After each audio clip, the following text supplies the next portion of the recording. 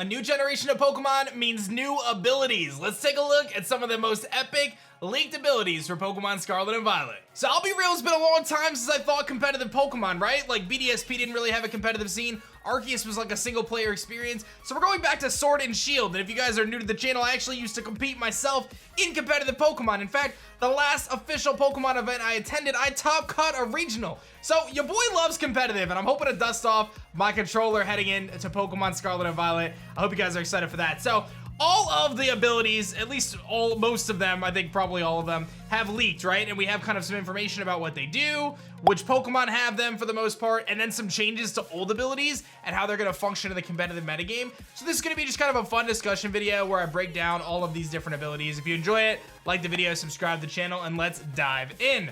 So we're gonna start with Farigiraf, new ability, Cud Chew. When a Pokemon with this ability eats a berry, it will eat it one more time at the end of the turn.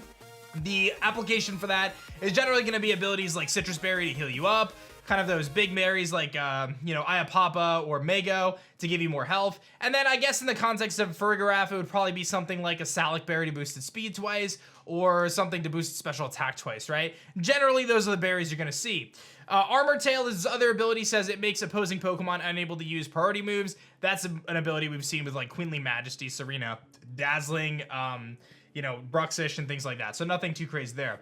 Klawf has an ability called Anger Shell. When the user HP drops to half or less, the Pokemon gets angry. It lowers its defense and special defense, but boosts its attack, special attack, and speed stats, much like Shell Smash. Now, at this point, I don't think this is a greatly boost. I think it's a single stage boost, but still super good, right? Like, this is a Pokemon that if it does get Shell Smashed, you could easily get +3 speed, +3 attack right out the gates at the cost of your defenses. A little wonky when it comes to using White Herb to kind of recover that, because you can't like recover the Shell Smash White Herb effect if Anger Shell does it, but nonetheless, very cool. And I think this ability could work similar to Berserk on Drampa, where if you recover health to get above half again, then you can actually activate the effect 2 times in the context of one essential kind of battle, right? So we'll have to wait and see how that plays out, but could be a really cool effect for Klawf as a physical attacker and getting a little speed. I think we kind of have to see some stats leak, which will probably be tomorrow, I would think. Electromorphosis is Belly Bolt's ability. The user becomes charged when hit by an attack, boosting the power of the next electric move it uses. That's pretty cool. Assuming Belly Bolt's really slow, that should be good. It basically just like boosting up his special or his electric type moves, no big deal. And then all of the ancient forms have an ability called Protosynthesis. So when we look at the Paradox forms, they all share the same ability.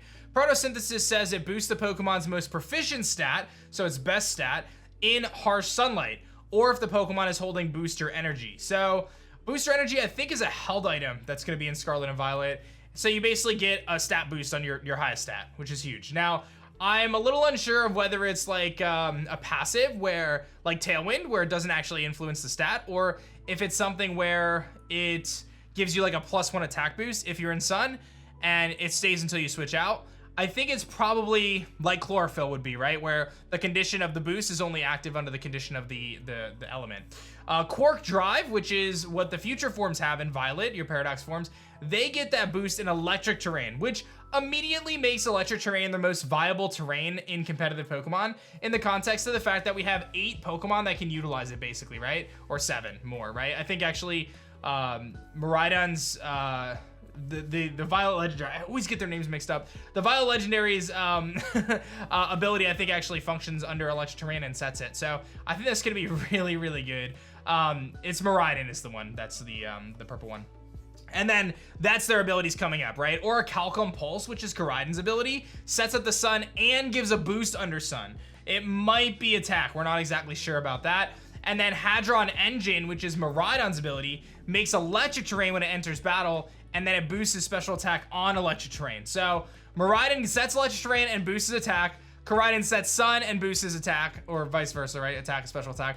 And then all the Paradox forms have abilities that are functioning in those terrains, boosting their best stats. So that's really going to be a huge win for the more offensive Pokemon, right? The ones that have like the, kind of Slitherwing, right? With its incredible massive attack stat. In Sun, that thing's going to be a monster, right? It's going to hit incredibly hard. So we'll have to see how the move pools all shake out for these Pokemon, but that's just a really good kind of combination. I think when the time comes for competitive VGC, you're going to see, one day, you're going to see a lot of Koraidon-Miraidon pairs, is what it comes down to. But I think We have Pokemon like Torkoal to set Sun otherwise, so I think Torkoal is very quickly going to be a very big staple in competitive just because of its drought ability. And then in terms of electric terrain, I actually don't know what the electric terrain setter is in this game. I think it would be Pincurchin, but I don't even know if Pincurchin is in the dex. I'm honestly not sure. So I guess I'll take a quick peek.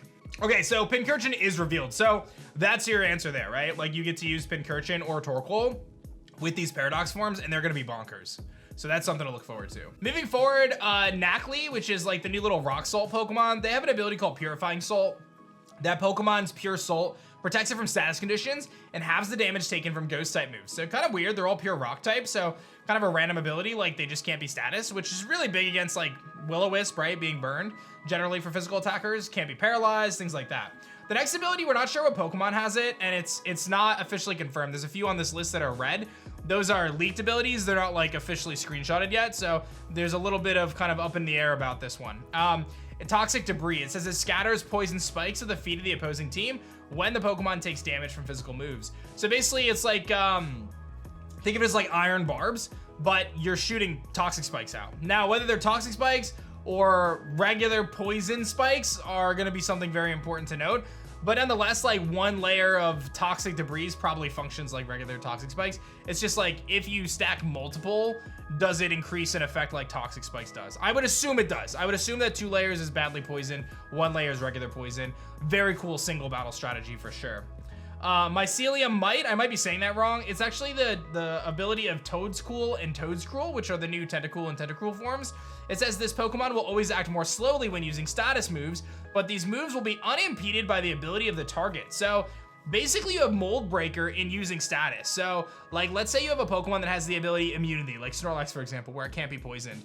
If you go for Toxic against it, it will still be poisoned. You'll just go second. So in the context of like Snorlax being slow, like you would still go second in this case, but you'll never have the ability to stop it. So if you were to go to like for like a Thunder Wave on a Pokemon that has Volt Absorb, it would ignore that ability and ultimately paralyze them. So kind of cool. We have another ability called Opportunist.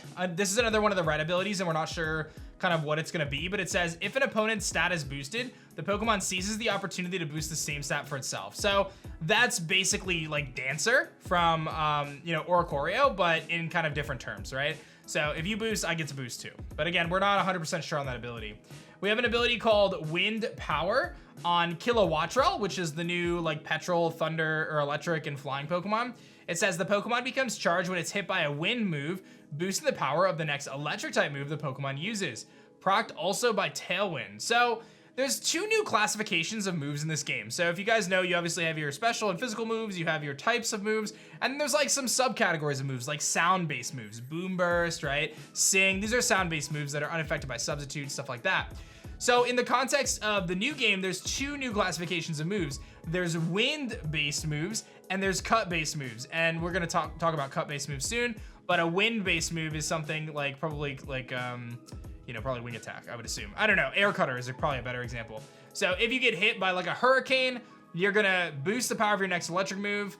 Tailwind boosts this up as well, and it's quite an interesting ability. So we'll see how that plays out in competitive. Again, double battles could be cool, you know, if you're dealing with that, but kind of situational, I would think. We've got a couple other abilities, Thermal Exchange and Seed Sower. These 2 are both in red. I actually saw a screenshot of Seed Sower, but I'm not sure if these are 100% confirmed. So boost the attack when the Pokemon is hit by a fire type move. This Pokemon can also be burned, or also can't be burned. That's Thermal Exchange. So you get hit by a fire move, you get an attack boost, right? Pretty simple. Seed Sower is very interesting though. You turn the ground into grassy terrain when you're hit by an attack. That's really cool, right? So like the Pokemon that gets this, we don't know what it is yet. The Pokemon that gets Seed Sower could be a really good terrain setter. Generally, you want your terrain to hit the field right away, but in the context of competitive, you actually want your terrain to go second, because that way you have it up. Like the slower Pokemon keeps their terrain up. So Seed Sower could be really good, like situationally. If you get hit, you can set up the terrain and kind of gain the advantages of that. There's another ability called Wind Rider. Boosts the Pokemon's attack stat if Tailwind takes effect, or if the Pokemon is hit by a wind move, the Pokemon also takes no damage from wind moves. That is actually insane. So Tailwind is a very, very crucial strategy in VGC, right? In double battles, you set up the Tailwind for your ally partner. Whimsicott's very famous for doing this, and then they get a double speed boost for the next couple turns. A Pokemon's getting its attack stat boosted while in Tailwind is a very, very good ability for competitive, so I'm super excited about that. Commander is a new ability for the little sushi Pokemon, and I think it basically, it says when the Pokemon enters battle, it goes inside the mouth of an allied Donphan, which is like the big whale catfish we talked about in an earlier video. The Pokemon then issues commands from there. So I'm not exactly sure how this plays out until like we have the gameplay and stuff like that. It's a little weird, but I'm assuming it's a double strategy where you send out Tatsugiri, you send out Donphan. The effect activates from Tatsugiri to go into Donphan essentially and command Donphan to do different things. I would make the assumption that it's a massive, massive buff to Donphan. Otherwise, it wouldn't make sense to have this ability, right? Like I don't think it makes sense to have an ability that does this unless it gave a tremendous boost to this big Pokemon. So that'll be super interesting to see exactly what commanding does in that context. Maybe it can attack twice, right? Like, or maybe there's something else there. Oinkologne, which is the evolved form of Lechonk, has a new ability called Lingering Aroma. The contact with the Pokemon changes the attacker's ability to Lingering Aroma. That's basically Wandering Spirit, right? So like Runerigus' ability, Mummy, that kind of thing, right? Like the idea of like, you hit me, you take my ability, and then we keep passing the ability around. So what does that mean? It's just a nullifying ability. It's not anything super crazy. DONPHAN, the evolution of Fido, has a new ability called Well-Baked Body. This Pokemon takes no damage when hit by fire moves. Instead, its defense stat is sharply boosted. Depending on stat distro for DONPHAN, that could be very good, right? Like if this is a super like specially defensive Pokemon, that could be massive to have a straight up immunity to fire moves. Sharpness is a new ability for Gallade. It powers up slicing moves. So we mentioned earlier, like cut type moves. So Slash, Psycho Cut, Night Slash, that kind of stuff is all gonna have its own like subcategory, which I feel like is a fan-made game thing. Like I've seen that in fan-made games for sure. And then Bisharp's evolution, King Gambit, has a new ability called Supreme Overlord. When the Pokemon enters a battle, its attack and special attack are slightly boosted for each of the allies in its party that have already been defeated. So really good cleaner in single battles, right? Like you bring this thing in, you have one Pokemon standing, and my dude just rips out, right? He just goes to town. So that's a super cool ability. I'm curious to see how that is. And then the next four abilities, Sword of Ruin, Beads of Ruin, Tablets of Ruin, and Vessel of Ruin, are all the same, but they do one thing different. So this is the 4 Dark Legendary Pokemon that are in the game. And basically it targets all the Pokemon in the field except itself and lowers one of their stats. So one of them defense, one special defense, one attack, one special attack. So that could be very metagame changing. The fact that this thing comes out and just does like a massive debuff to everything on the field, depending on what you send out, could be really, really cool in a competitive setting. If the metagame, you know, favors the physical attackers or special attackers, or you have a really specially offensive Pokemon that you want to pair this with to drop the special defense stats of everything else, like that's super duper cool. I'm excited to see how those kind of competitive functionalities play out. We've got just a few more here. We've got Costar. When the Pokemon enters a battle, it copies an ally's stat changes. That could be very good, right? Like you come in doubles and you just steal a Co-Star. You just steal their ability or their stat changes. Earth Eater, which we think is the Earthworm's ability.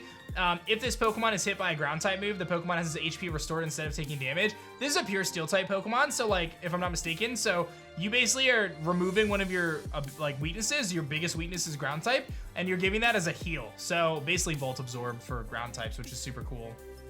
Good as Gold, which I think is Gimmighoul's evolution. A body of pure solid gold gives the Pokemon full immunity to other Pokemon status moves. So basically can't be status. That's super cool. Being able to dodge everything from paralysis to burn to freeze, etc. Guard Dog, which we believe to be the Mastiff's ability, boosts the Pokemon's attack stat if intimidated.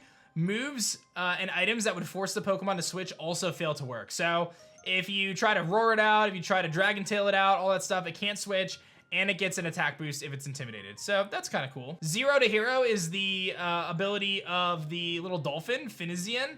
The Pokemon transforms into its hero form when it switches out. So apparently this dolphin has multiple forms based on its gender, if I'm not mistaken, and you'll be able to kind of take advantage of that with its special ability to turn into its hero form. And last but not least, we have an ability called Rocky Payload that powers up rock type moves, but we don't have a ton of information outside of that. That may be kind of like a pixely type of ability. And before I go too much further and kind of wrap things up for the abilities, there were some changes to existing abilities in the game. I'll cover those very quickly here. Intrepid Sword boosts the attack stat the first time the Pokemon enters battle. Dauntless Shield is the same the first time they enter battle. Protein only works the first time the Pokemon enters battle and they change their type, so you don't get to just keep changing your type every time you attack. So Protein and Libero both get massive nerfs for Cinderace and of course Sprigatito's evolution, Meowscarade, Greninja, etc. Battlebond's another one. You don't turn into Battlebond Greninja. It just boosts those stats if you knock something out. And then last and most certainly not least is Snow Warning. the Pokemon makes it snow when it enters battle. So it seems as though the hail weather effect is gone and now it's snow. And what that means is, if I'm not mistaken, I read somewhere, now don't quote me on this because I'm not 100% sure, but I'm pretty sure the snow battle effect actually boosts the defense of Pokemon that are ice type. So Sandstorm, if you guys didn't know, boosted special defense for rock types. Now hail is gonna boost, I'm sorry, snow is gonna boost the defense of ice types, which immediately makes hail, or snow in this case, a much more viable strategy in competitive, because you're basically getting a blanket defense boost on your Pokemon. So you could already utilize things like Aurora Veil, which are super cool. You can utilize things like Slush Rush to take advantage of the snow. Now you'll have this extra kind of buff to ice types that we've been looking for so long. A Pokemon that is absurdly offensive. Ice type Pokemon are so offensive. They've been so frail defensively. Now they have a massive buff to their defense in snow. I'm pretty sure that's the case. It was something that I had read, but again, as all this stuff is leaking now, some stuff is subject to change, so just kind of bear with me on that. So that's that. That's all the new abilities that we have so far for Pokemon Scarlet and Violet, and my thoughts on how they're going to impact the metagame. Very exciting stuff. I love talking Pokemon. I love talking competitive. I hope you guys enjoyed this one. Like the video down below if you did. Subscribe to the channel if you guys are new, and I'll keep you guys posted on the next stuff here for Pokemon Scarlet and Violet. I'll see you soon. Peace.